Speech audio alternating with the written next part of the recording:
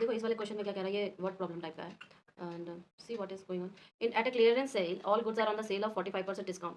If I buy a skirt of mark rupees इतना, show how much I need to pay. So how much I need to pay means they are what will be the selling price, right. He is asking directly selling price. अब selling price कैसे निकाला, discount लगाया कितने के ऊपर, 45% of your 600.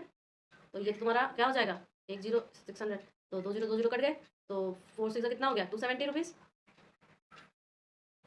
हो गया कि नहीं, discount amount.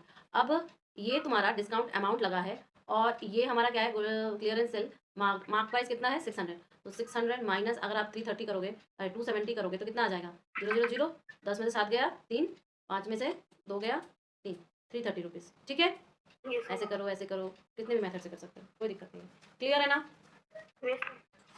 After allowing a discount of 12% on the mark price of an article. ठीक है, 12% मार्क प्राइस किसी आर्टिकल पर दिया गया है. It is said to sell for इतना, फाइंड द मार्क प्राइस. उसका मार्क प्राइस बताया गया. तो मान लो मार्क प्राइस जो है आपका वो 100 रुपये था, तो 12% का डिस्काउंट बोला है, तो 12% ऑफ कितना, 100. 100 के ऊपर ही बोलना है, तो कितना रुपया हो जाएगा, 12 रुपये. तो 100 माइनस 12 कितना हो गया, 88 रुपीज़. तो बोला कि 88 रुपीज़ अगर मेरा डिस्काउंट रहता है 100 के ऊपर, ठीक है, तो अगर मैं ये कहूँ, देखो ये MP निकला, ये जो आपका निकला, ये क्या निकला आपका, डिस्काउंट अमाउंट निकला है. ठीक है, तो सेलिंग प्राइस क्या हो जाएगी, MP minus discount amount 88. MP 100 था, तो वो 88 हो गया. समझ रहे हो, जब SP जो है वो आपका 88 है, SP सॉरी SP अगर 88 है तो आपका MP 100 है कि नहीं. तो SP अगर 1 हो तो MP क्या हो जाएगा, 100/88.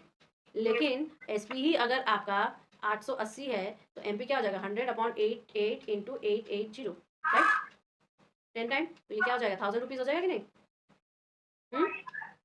हो जाएगा.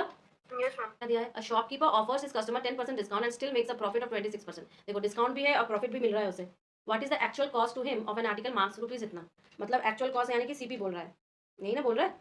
क्लियर है, क्वेश्चन समझ में आ गया ना. अब देखो मार्क प्राइस है और डिस्काउंट है, तो डिस्काउंट के ऊपर ही लगेगा, तो इससे हम SP निकाल लेंगे. तो SP कितना निकला, 250. देखो 10% किसके ऊपर लगेगा, 280 के ऊपर लगेगा कि नहीं. तो 28 रुपीज़ डिस्काउंट अमाउंट हो गया, तो SP क्या हो जाएगा, SP क्या हो जाएगा, 80 माइनस 28, यही तो होगा, यानी कि 252. ठीक है, अब देखो जब उसकी SP 252 है, तो उसने गेन किया कितना, 26%. ठीक है, तो अब मैं, ये तो मेरे पास फॉर्मूला ही पड़ा है ना, CP SP और गेन का, है कि नहीं, तो मैंने इस फॉर्मूले में बैठा दिया, मेरा काम सॉल्व. क्लियर. Yes, ma'am.